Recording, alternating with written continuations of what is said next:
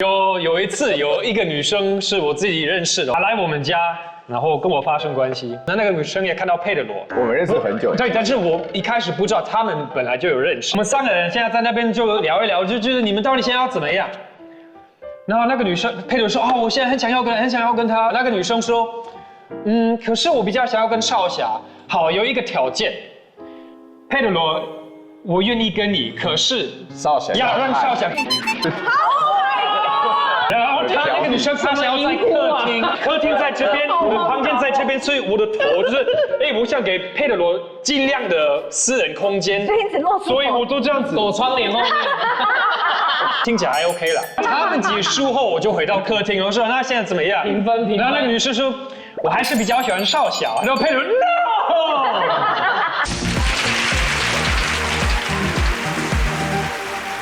身边的朋友呢，总是有这些会夸下海口说，这个我处理，这个我帮你，这个我来 OK。但最后不只是事情没帮到，他还害到你本人的经验。你身边有这样的朋友吗？我之前有遇过那个，就是大家这个朋友聚餐，然后包含有一些老板在，然后大家就聚餐的时候就喝了几杯，就蛮开心的，蛮疼的，然后就有人舍不得这个局就这样结束。但是那天是星期五晚上，其实很难找到再有地方可以继续玩。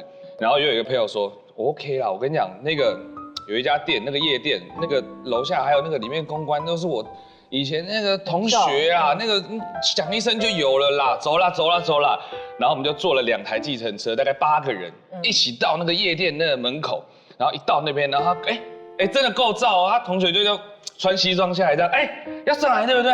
可以，一人那个打个招呼，我就弄。然后进去，然后我们要走进去的时候，全部被安管拦下来。我们说，他说你们是谁的朋友？我们说他，我们以为我们都要一起进去，结果有的进去，有的不能进。然后后来就是那边有人没带证件，然后有人怎么样，然后最后都搞定了。结果说要处理事情的那个人自己进不来，原因是不是啊？你就穿短裤，你为什么挑夜店？然后他就为什么不能穿短裤去夜店？男生有些店不能穿短裤，就比较高级的是不是？对，然后他就穿短裤，然后他就说真的进不去，然后他旁边的人还帮他想办法，然后那个公关还说什么，然后在那边说什么，现在要在夜店门口换裤子，太窝囊了，大家都刚已经在那边跟我们拍照什么，然后就很窝囊，然后2个人在那边弄，然后公关穿一个内裤在门口。对，是能看吗？能看吗？上面是西装哦。后来解决之道就是我朋友把裤子拉得好低，一件大军人这样，看起来很 hip hop 这样。没有，我进 Bieber， 就进 Bieber， 不要进夜店。他讲完都只能半蹲吗？他就这样进去啊，因为不然就很尴尬啊。所以你看，搞得我们在楼下站到大家酒都醒，说我一条裤子。放狠话，结果最后害到你们觉得很尴尬。对，因为我们就看到一个很低人陪我们一起进去这样。到了吧？对啊，今天3对好友也是有同样的状况，欢迎阿本、苏红、玉兔拉拉，还有贺少侠跟佩德罗。你朋友应该就是刘书宏本人吧？他很常做这种事情啊，短裤。我都拉不下来，我都拉不下来。去夜店门口，他就说你有没有看过《萌学园》这样？现在还在问这个？不会啊，不会吧？有，他就那种信义区高级会在那里灵火幽冥。是清醒的状况吗？没有，就我也是喝醉了。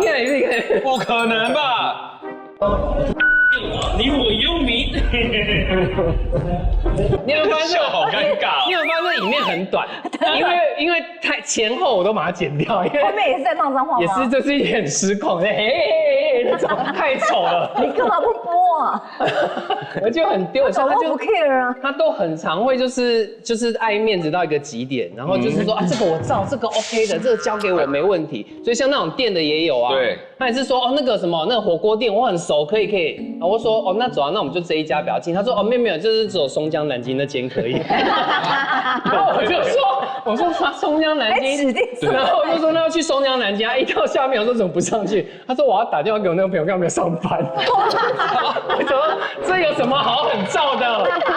然后也不是什么很熟只是吃过一次有认出来这样子而已。然后因为一方是受害者嘛，对，然后一方是爱面子，所以我们今天还是有我们的2位这个算是公道伯啦，评审团，你们等一下认为是被害到就要比圈啊，没有就举查。好但许兰芳，你应该通常是害人的人吧？不是，我是被害的那个。你被害？可能因为呢，就是我有个他有个学长，他是胸腔外科的，但是因为他是医生，然后他去把妹的时候，他把妹的时候跟妹说：“哎呀，医美这有什么难的？我们有什么做不到的？然后什么打美白针啊，什么电波、音波，什么波，他就说找我就对了，没有什么问题。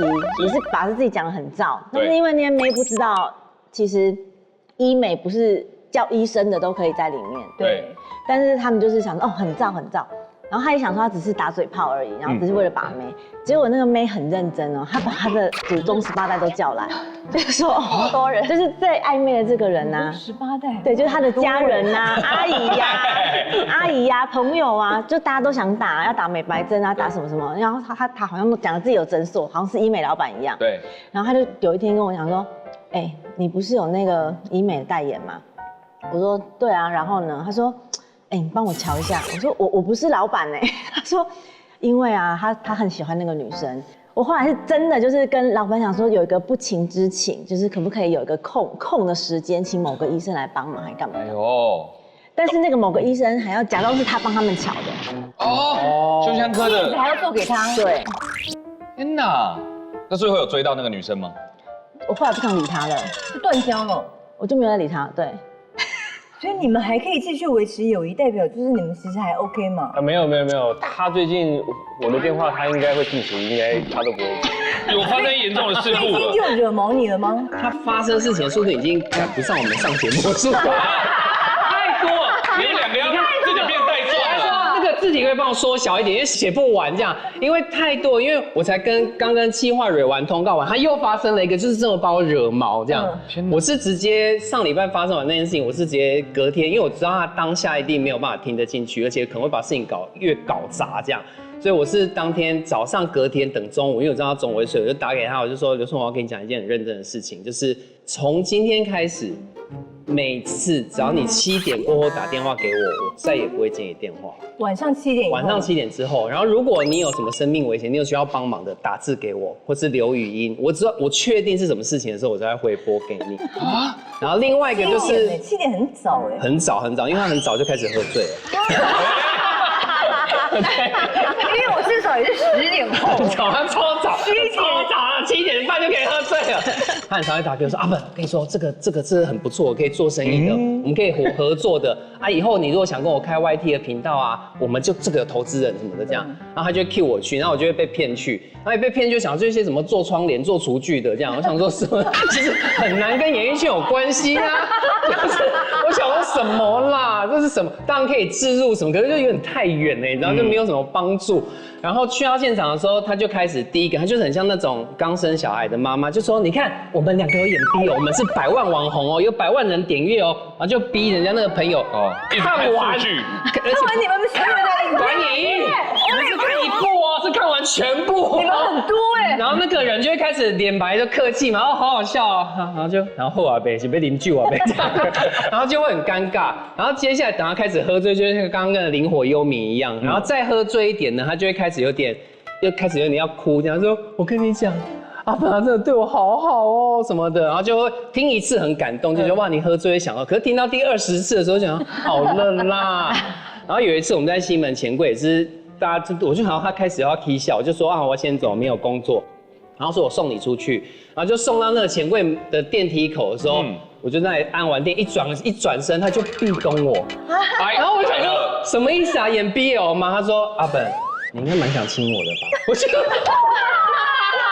我自恋了，什么意思啊？但是你没有想亲他吗？没有，超清醒的啊，而且他就过来，我就这样就推开来，然后就这样来回3次，这整件事情他还不放弃，这整件事情已经很荒唐。你知道最荒唐是什么吗？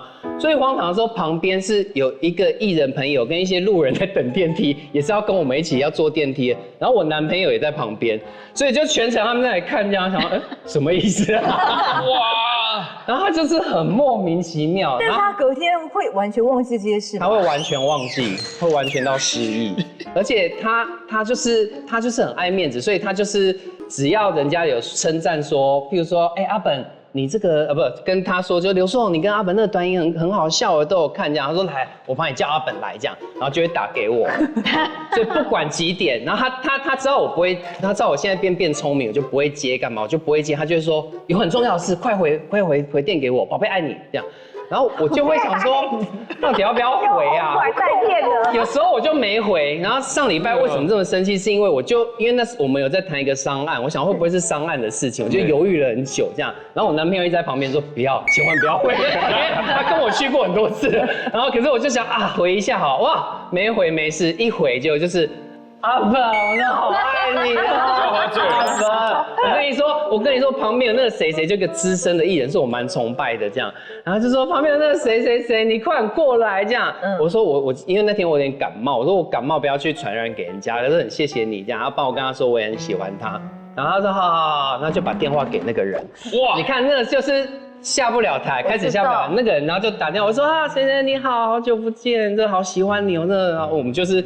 寒暄完之后，然后他也没讲什么，就说啊你有空的话，你如果有空就过来，感冒就没关系什么什么，本来就这样就结束咯，然后就挂掉就结束哦，就大概再过5分钟视讯电话，然后就视讯电话就打来之后，然后就他开始说阿本怎么在等你，地址传给你了，快点过来，然后就另外一个那个资深，然后我就说不要去，然后因为他已经没有办法用语言沟通，所以你要比手语就不要 no 打没哦这样，不然才看得懂。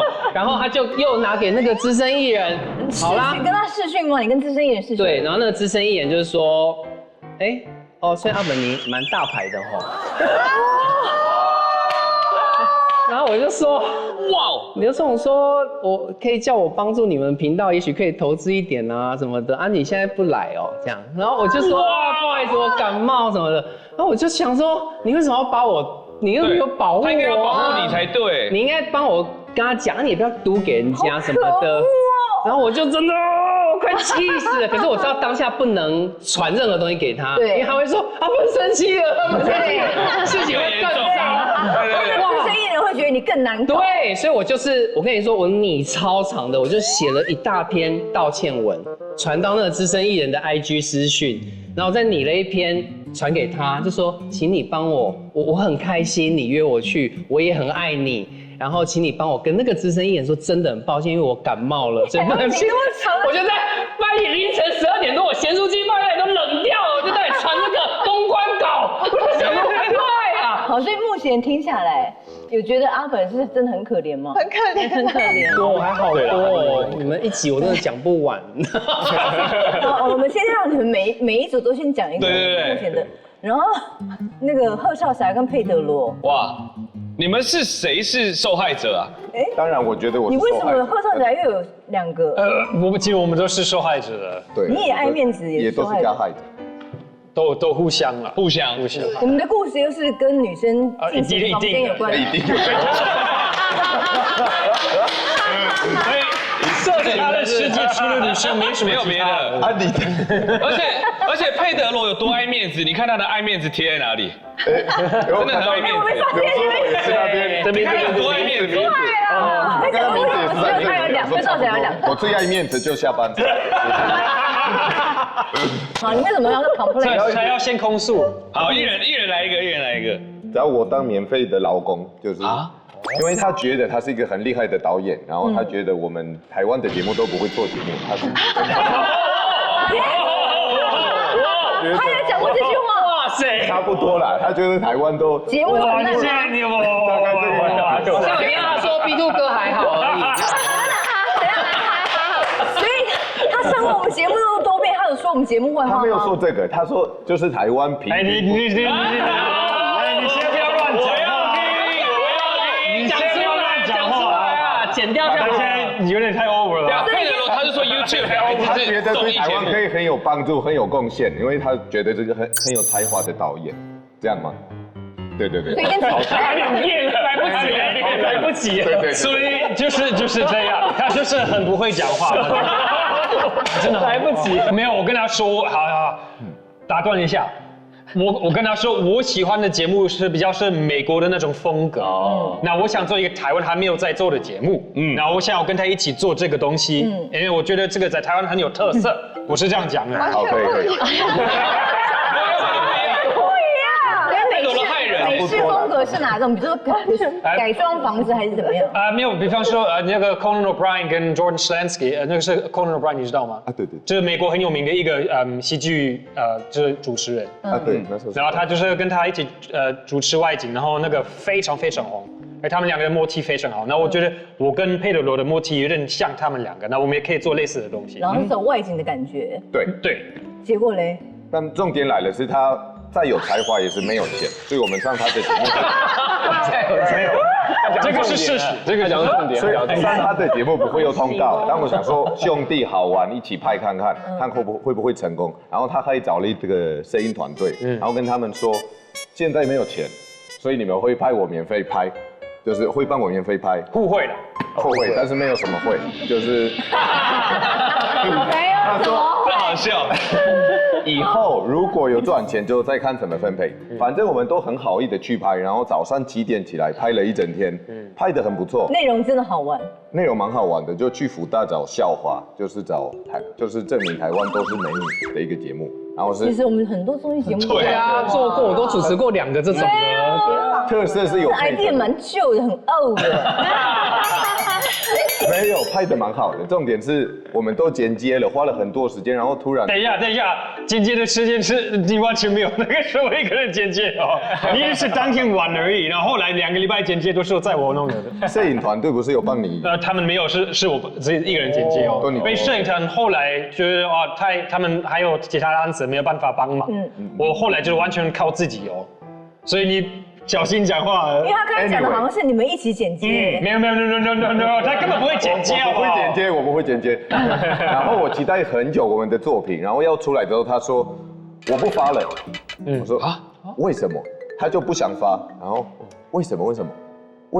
你到现在还不知道为什么吗？他说条官不喜欢。不是他有很多原因。因为其实原本我跟那个摄影团队讨论好，我们之后可能1个月至少1次去不同的大学，所以我会有一个系列。但是后来他们就取消了。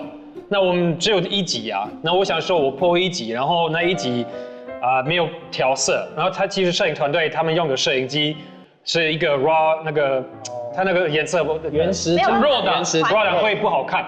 那原本是他们要帮我调好，可是后来他们就取消了。那我没有这个能力。我只有剪接，那我剪接好的东西给他们，他们没办法做。佩德罗一直拜托我发，我觉得要发吗？要发吗？你要想，你希望要发在哪里 ？YouTube 吧。发看呢？对啊，对不对？而且你先做1支，然后如果那支有中，你就有钱可以做下面的了。对，可是 YouTube 不会那么容易就中，你要每个礼拜都 po 东西，如果你 po 1次就不会有太多人看，所以我怕那个都拍了不发，放在那边。我就是怕大家会觉得之后呢没有什么半途而废烂啊，根本没有什么能力啊，我怕大家会这样看。哇，你这么玻璃心哦。对啊，爱面子，不是玻璃心我对自己要求很高我觉得他没有做到我的标准。那你自己看完剪出来的那一支影片是好看的吗？我觉得很好笑。那就发。好啦，改天发啦，好啦。所以你是怕点击率很低吗？不是。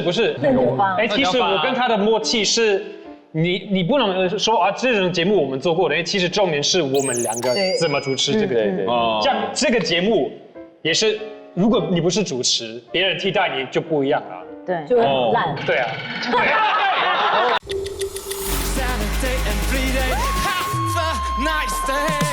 怎么办？疼痛是种煎熬。这就是团的那种很直接的力量。我想飞到最高点，整个超震撼，拳到肉。有差别。人气总投票开跑，赶快下载欢歌 App， 投票支持你最爱的乐团，一起听团吧。想让你讲一个他的佩德罗的，他在什么学校遇到什么正妹，然后就是他看到女生就是想要尽量跟他们约成功，那他很爱拿我来当一个吸引人的点，你不是对自己很有自信吗？当我市场再大，还是有一些女生喜欢不同型的，所以我就是想要把那个扩大，就是我会说我们家有2个选择，有德国型男代表少侠跟佩德罗，他们都可以就是。你有计划同意吗？这就是重点。他就是跟那个女生说哈，我家还有德国型男，当然那个女生很喜欢学语言，对。然后那个佩德罗就说啊，你可以来我们家，少侠可以免费教你。那个女生真的假的？对啊，她很热情，很棒啊。我说她就说好啊，很棒。然后她完全没有跟我交代这个事情。突然有一个晚上，我坐在那边就打电动，她突然跟那个女生进来，嗨，少侠，你的粉丝来了哈，少侠德国新人代表很帅，对不对？那个女生哇好，少侠好，要不要开德文课？我说哈，什么东西？那个女生她想学德文，你现在可以教她吗？我说东西啊，哪有这样子啊？他一整天在家里都在打电动哎。问题是你教学也不是莫名其妙就开始教啊。然后呢，我不要啊，对啊，就是不要。要的话，哪可以约时间？你给我那个就是要有钱啊，用学费啊什么的。那个女生就很尴尬，然后配着你像怎么样？那个女生上厕所，佩德罗你怎么不帮我呢？我给面子啊。对，我不想，我就很麻烦啊。后来那个女生也没有跟他发生关系，然后佩德罗就觉得我害他没有得到，把事情怪在我身上。所以那个女生从厕所出来之后就回家了。没有，后来聊一聊，然后时间晚了，他就回家了。然后佩德罗觉得，哈，你破坏那个气氛。如果你教他，他会觉得哇，我欠佩德罗一个，我是什么？我不知道。那你有没有看过佩德罗带什么女孩回家是你也吓一跳的？有特别漂亮的，我吓一跳。有怎么会回来？比较耐看的也我也吓一跳。比较耐看。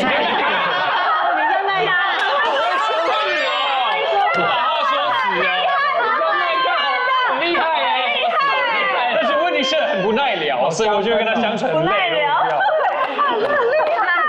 这个不错。类似这种事情发生过很多次，比方说一个女生从，比方说台中来台北，然后佩德罗就跟她说啊，你可以住我们家很舒服，很棒啊，把她讲得多好。那个女生说哦，很棒，我也可以省什么饭店的钱。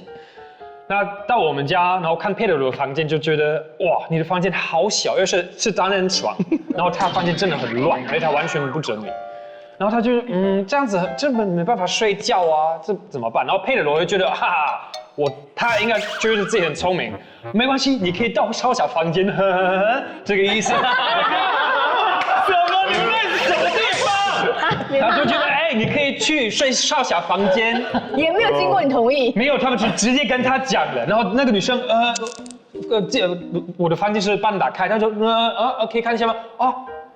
佩德罗说我可以睡你房间，我就说，你是谁啊？你想要跟我怎么样嘛？哈，不是啊，我想要睡你房，你睡客厅啊。我说不要啊，我干嘛答应这种事情？好过分啊！然后后来那个女生也后来也没有跟他怎么样，她也觉得是我的错，因为你不把房间让出来。对，我觉得听起来好像女生都是喜欢你耶。没有喜欢佩德罗，没有，其实很多都喜欢他了。错了，对他其实是很吃香。对，真的，对，真的，对，然后后面有故事。没有，对。刚刚你们觉得谁是受害者？谁比较对？我觉得贺少侠比较偏受害者一点。哎呦，怎么说？因为他是被利用啊。对，而且他是不知情的被利用。都是被告知而已。他没有被告知啊，他都是临时才知道他要干嘛才知道。对。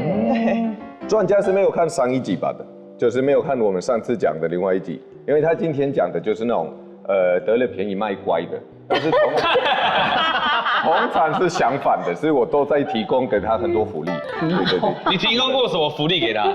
就很多，因为他很窄，就是不太喜欢出去。那我的人生都很多彩多姿嘛，我就一直出去，一直就打包回家。我不一定，这是一个不小心的，但是我基本上是到处交朋友啊，粉丝见面会啊，他有时候会说一堆女生跟着我回家，这就是少侠。你们到底是什么地方？好弱。然后你带回去，刚好就有1、2个他喜欢的。有时候有这样，但是还有相反的例子哦。有吗？你要我讲吗？客厅的部分。要现在讲吗？可以。要 OK， 客厅怎么了？好，有一次有一个女生是我自己认识的哦，不是靠佩德罗的托女的福啊，是我完全靠自己的魅力吸引这个女生。她来我们家，然后跟我发生关系。然后佩德罗发现他有看到那个女生，那个女生也看到佩德罗。我们认识很久。对，但是我一开始不知道他们本来就有认识，可是他们没有发生过关系。没有。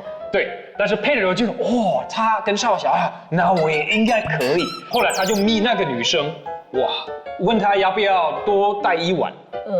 但是完全没有透过我的同意哦，他是在我背后就执行这个。我然后呢？然后我为什么会得同意？为什么要他的同意？其实也不用，其实我随便好。但是好，早上我去厨房，我听到佩德罗房间有一些声音，我说有一个女生在他房间，我要回到客厅，他们2个出来，我就你怎么在这边？想说我也本来就认识佩德罗，可以也就再跟他就是见面啊。我们3个人现在在那边就聊一聊，就是你们到底现在要怎么样？然后那个女生佩德罗说我现在很想要跟他。那个女生说，可是我比较想要跟少侠。好，有一个条件，佩德罗，我愿意跟你，可是少侠要让少侠。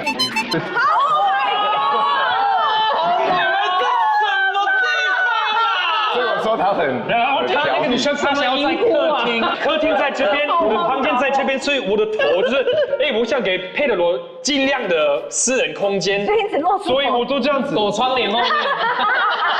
好了吗？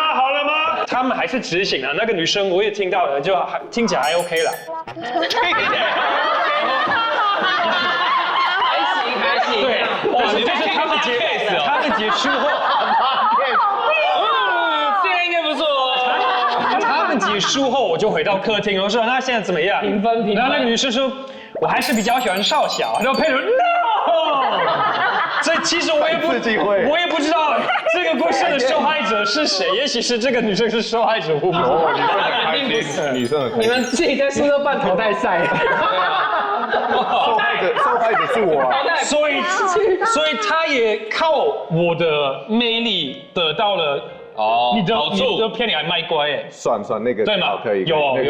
可是贺少侠赛会给你很大的压力，是吗？对啊，就这很高难度吧。有一个女生刚刚觉得她很棒，然后我要超越，然后她在看，女生还在，女生在笑的卫冕者宝座的那个概念嘞，对，几单夹的，你真的卫冕者宝座。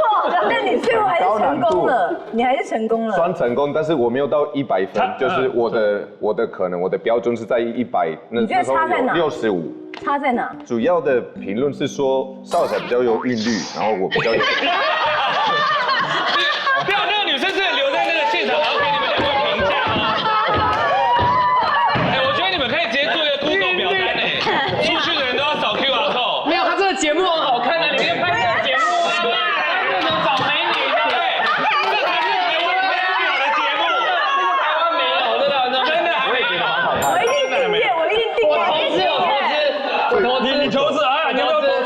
投资。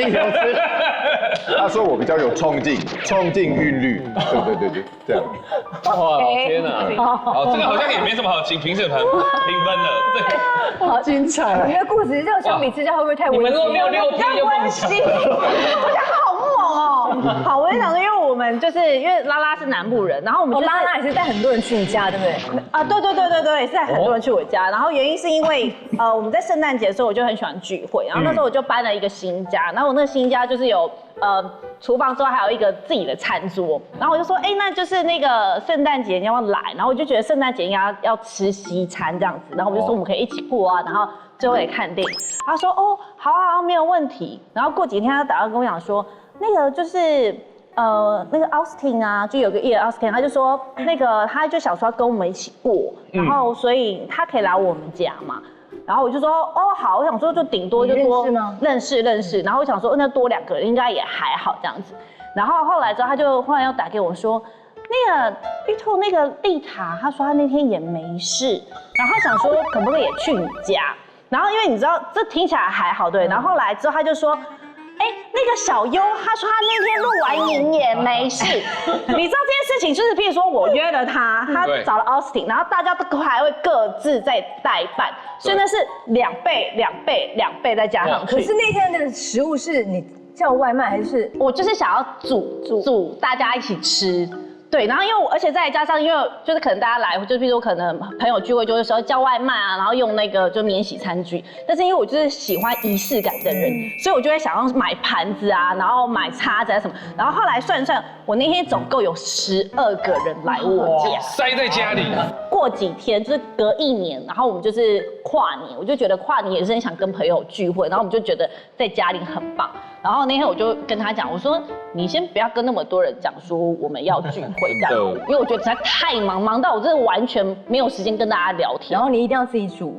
对，因为我就觉得吃外卖很没有那种感觉，是我就是很喜欢让大家有那个仪式感。那我就跟他讲，他说哦好啊，那天我女儿就是刚好上来台北，她可以一起来，当然可以啊，你女儿欢迎这样子。然后后来过几天跟我讲说，那个我女儿啊，她有一个好朋友刚好要来台北玩，可不可以一起来？我想说哦也可以，就小朋友这样。对。然后后来讲，他就说。哎，我妈那天也会来，我说哦，连妈妈都出动，当然没问题 ，OK。然后那天我想说，哎，因为我看你说那个，因为我的那个我女儿同学的妈妈要再开车载我们上来台北，我女儿同学的妈妈可不可以也来你家一起跨年？哇，这什么聚会啊？好远，太远了吧？好烦哦。这我真的会惹毛哎。真的。那因为跨年买不到高铁票，然后小孩又很想要跟我过节，然后本来是想好2个小朋友一起来，然后我妈妈带他们来，就他们3个就是在高铁区完全买不到票，然后刚好那个同学的妈妈就开着车说，那没关系，我们杀上去台北吧。那我就觉得很棒啊，就是我高雄的家人要上来跟我团聚，跟我台北的家人团聚，我觉得应该没什么问题，而且大家都是很好的人，都是。然后我同学的妈妈跟你这么完全不认识，从来没有见过。因为同学的妈妈开车载我妈妈还有我女儿跟她女儿一起上，基于礼貌就觉得，对，我不可能把她晾在台北。对，所以我们有时候约她，我都很害怕，因为一约她就约1个人，其实可能来的是5、6个人或10几个人来，我就会觉得他从来没有真的是单独赴约过。没有哎，他就是会代办，就是不知道就是会很多人就会跟着一起来我家。困扰。那你为什么要这样？我很喜欢热闹，而且因为玉兔很会做饭，然后我就想说，把他这件是食神的事情，就是跟好朋友分享。而且我的朋友都很会请了，因为例如说小优，如果没约到他，就会说，优宝、拉宝，你们是不爱我了，为什么都不约我一起吃饭？然后我就不想要同朋友之间会有一些嫌隙，所以我就是站在玉兔这边，就觉得说，啊，反正煮4个人也是煮12个人也是煮。差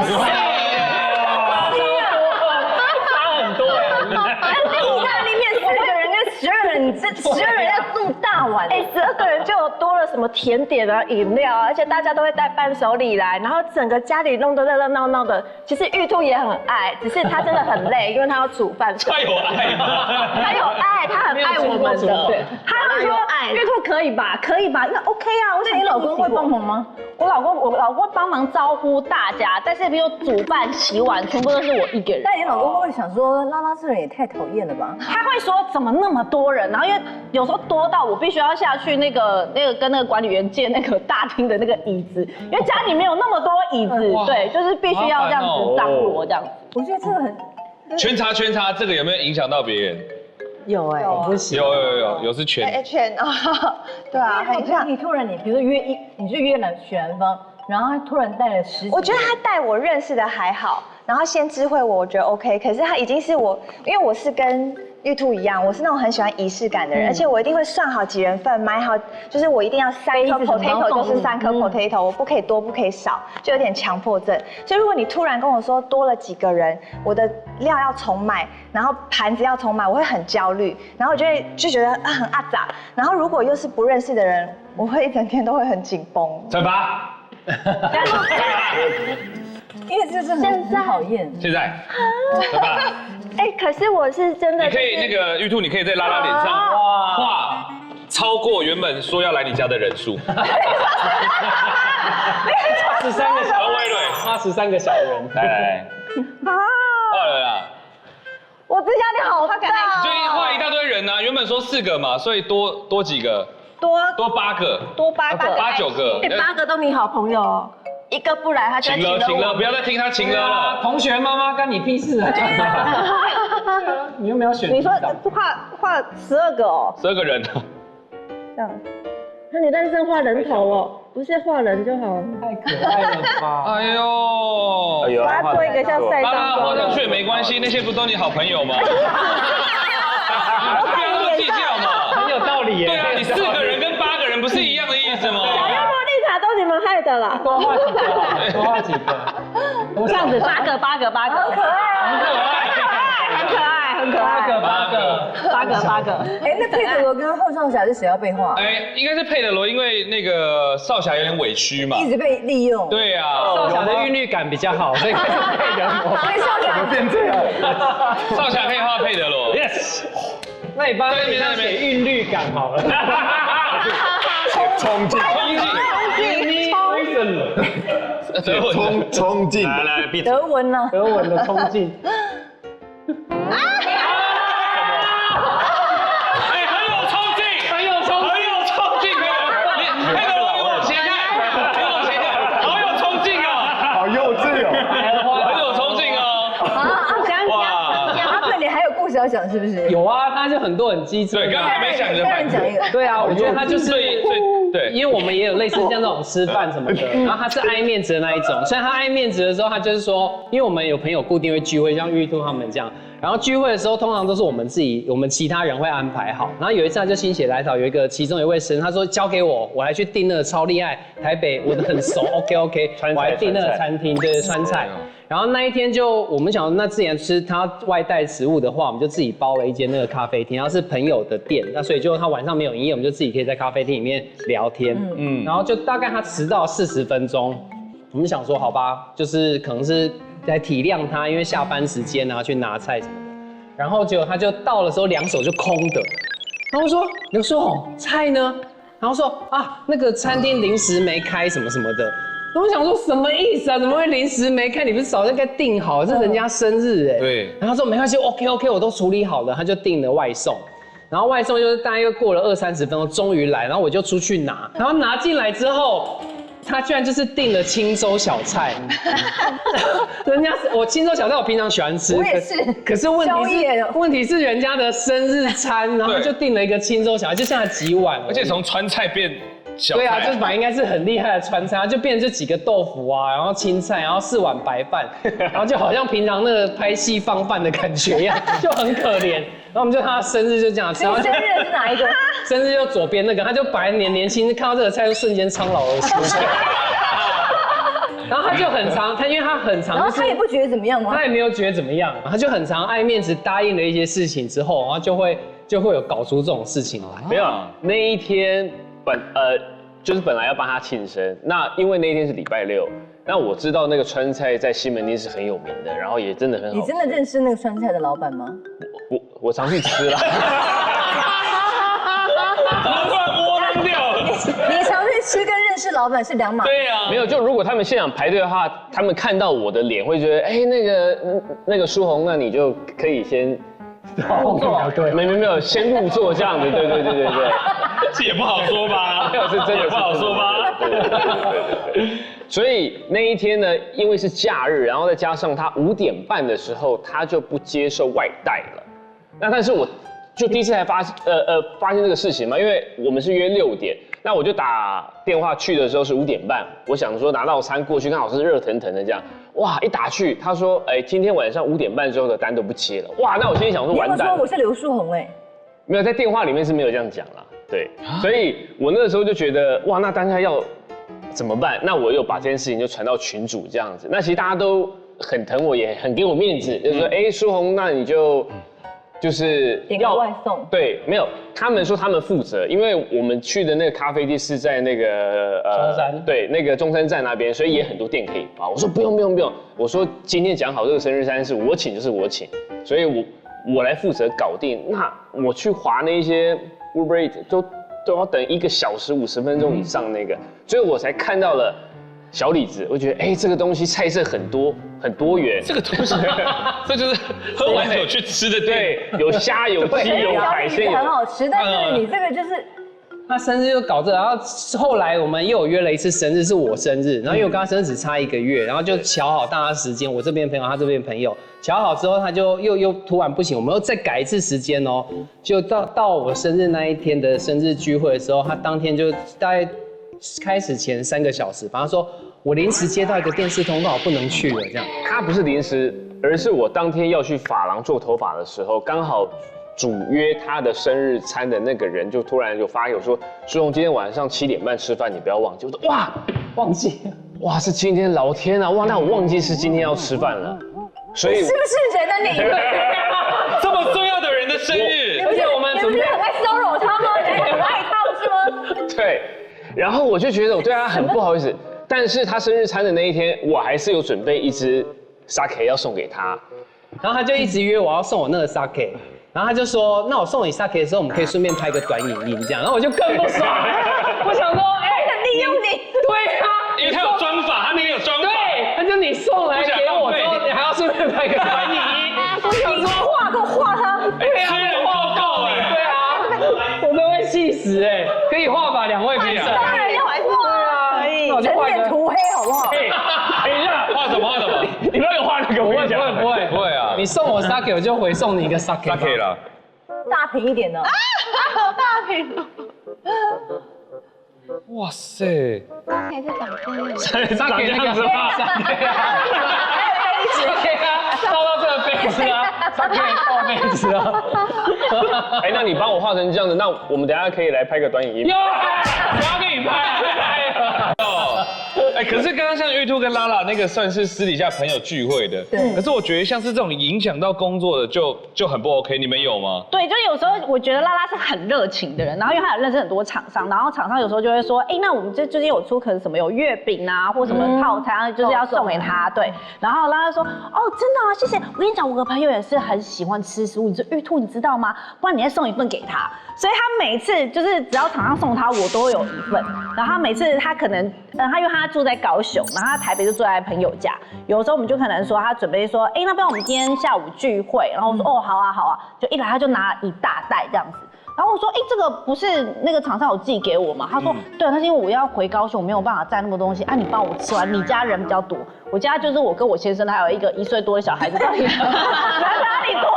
他真的1岁多也没办法吃啊。对，就是生完小孩就真的很容易发胖，然后其实有时候上节目的时候，大家都说啊，玉兔怎么那么肿啊什么的，我就已经跟他讲说，我觉得我就是水肿的很厉害什么的，我就是觉得你要督促我，就他又送很多东西来，所以我就越吃越胖，越吃越胖，然后就是连我就是比如说那时候穿衣服的时候啊，我就想说原本的裤子都已经穿不下，你知道吗？就要开始买很多的新衣服。但其实很多人想要维持好身材，但是又控制不了自己的嘴巴，就原因就是因为自己的体内的坏菌太多了，所以呢，养好自己的肚子里面的好菌呢，才是维持好身材的一个重要关键。然后我就觉得很烦，然后那时候我就跟我朋友聊，我说我觉得拉拉就是那种人很好，但是不小心会害到朋友的那一种人。然后他就说，哎，我就是有一个很厉害的法宝叫鲜鲜冻，然后推荐给你吃。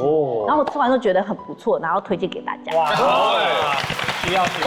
好的，推荐就是这个鲜鲜冻，然后给大家看一下，就是我那个之前真的是，这哪是你？这是我，这不是你，是哪？大家看一下刚刚那个，这哪是你？就是你知道，我每次看到这出午看到美食的时候，就会忍不住想吃，而且我是对于夜市的那种餐点是没有办法就是抗拒的，尤其是你知道，就是我觉得当上妈妈之后呢，就很喜欢吃甜点啊或者炸物，然后你完全没有办法克制，尤其就是有时候你带小孩子很累或者压力很大的时候，你终于有时间的时候，就会想要吃食物来好好的就是犒赏自己这样子。然后但是因为我就发现说，其实呢，有时候你可能身体越来越臃肿，就是因为你体内环保没有做好。就譬如说，我觉得在你的身体养好菌很重要，就是它可以帮你的那个身体做运作啊，然后也帮你的代谢变快，然后你不容易囤积，也不容易长肉肉。然后这个我觉得很棒，是因为有时候你可能在吃一些益生菌啊，或者在吃一些可能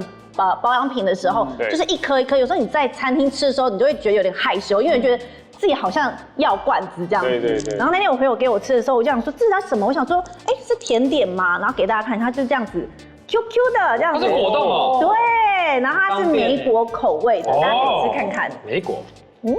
然后它这里面呢，就是有添加了专利的藤黄果，然后还有绿咖啡豆萃取，然后以及柑橘瓜拿钠。然后这些东西呢，就可以，比如说你吃很多淀粉的时候，它可以帮你就是分解淀粉，然后让你的身体不要吸收那么多不好的东西。然后像我自己吃完之后，我就觉得，譬如说你在上厕所的时候很顺畅，然后也不会有那种，譬如说有时候你可能吃很多东西会有沉重感，对，我就是没有这样的感觉。然后再来是因为我觉得这个东西很好吃。有大部分人都会说，你就是要在餐前吃一包，但其实有的会有那个药味或什么。对，但它餐前餐后都可以吃。可以。对，所以像我自己的话，我就可能出门的时候就把它放在包包里面，然后或者是我今天要出国的时候就带几包，我觉得非常的方便，然后很好吃。然后再来是因为大家知道说，譬如说我们露营的时候都要吃便当啊，其实你就是一些膳食纤维没有办法摄取那么多。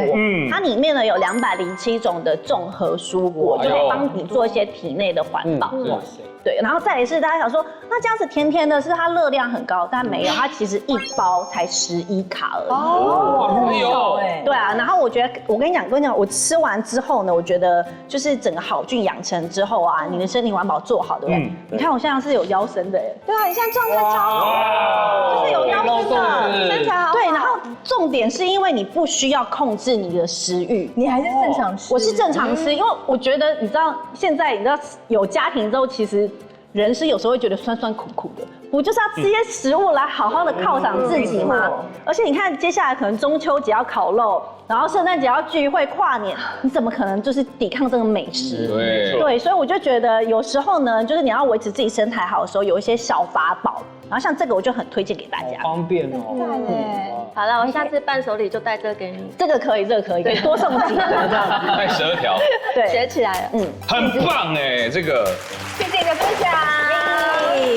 所以我们今天其实就找到了那个佩德罗跟贺少霞之后要走的方向了啦。太棒了，对啊，不应该去找正妹。对啊，你想找什么正妹啊？你把你们公寓的事讲一讲，就录好几季了吧？正妹自己会去你们的公寓啊。你们不用找，蛮精彩。而且你们俩讲起来是很有趣，不会觉得是很 dirty 的。好，其实我们自己都觉得自己很 dirty。是 very good story。谢谢啊，谢谢你们的分享，谢谢。